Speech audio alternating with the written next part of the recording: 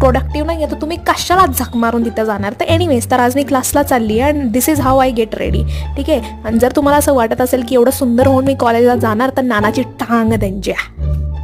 Anyways, तर आज PMTमध्ये ticket checker uncle चढले आणि मग त्यांनी चेक केलं आणि बरं झालं की ह्यावेळेस मी तिकीट घेतली होती, नाही तर कधी कधी मी घेत नाही. आणि मग एका मुलीला पकडलं त्यांनी, मग ती मुलगी रडायला लागली. But uncle was like